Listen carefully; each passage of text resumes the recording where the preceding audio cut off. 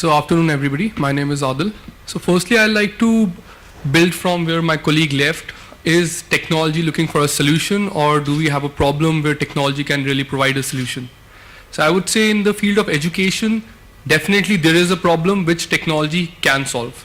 Why I say that is, I'll just like to draw parallel from some other industries. Looking at any other industry, and let's see what technology has done in those industries.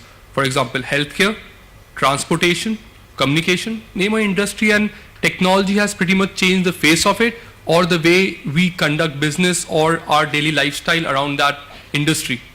Whereas if you look at education, I would still say that the technology hasn't taken its rightful place in the field of education. Although that said, any change or any new idea has its fair share of challenges, which some of my colleagues did mention. Teacher training to be one of those, the new concepts of learning, intermingling of scholastic and post-scholastic areas for a extracurricular activity-based learning in a holistic manner. So some of those things really need to be thought about, that how does the technology in education needs to take its right place. So before I get into some of the case studies which I have seen to become very fruitful and I envision to take the place, let's see some of the challenges that education in general in India, to be specific, face. I think all of us would agree, shortage of qualified teachers or quality teachers as one of the main fundamental problems that we have.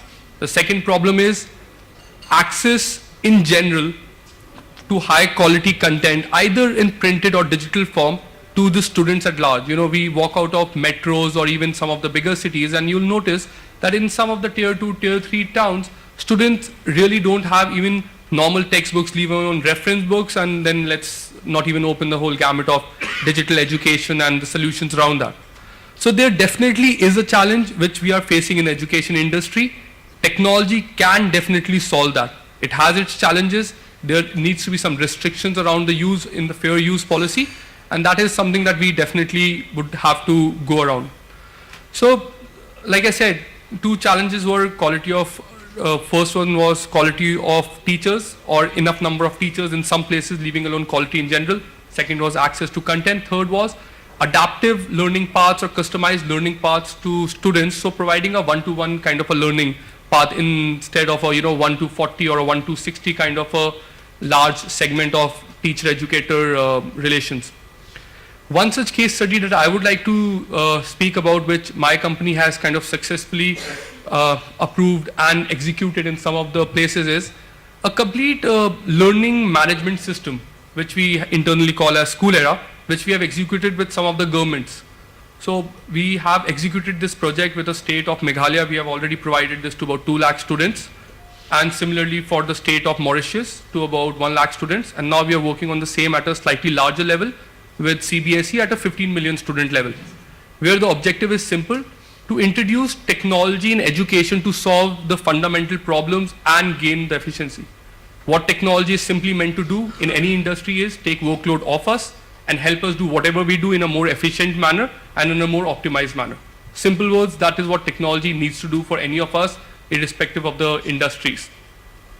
So what we are doing in this case study that I'm going to talk about is, we have provided, or the government has procured, tablet and online based learning for each and every student. So practically what they have provided is, in the hand of every student they have provided a tablet with restrictions around that, in terms of use of certain sites, use of certain content material with preloaded content and LMS formed into it, so that it can be used offline and you can use it online.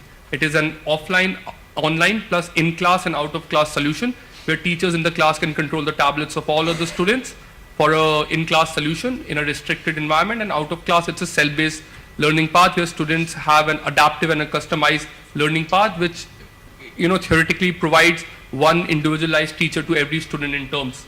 Some additional services, virtual classrooms, 24/7 teacher connect on telephones, and online for answering the queries.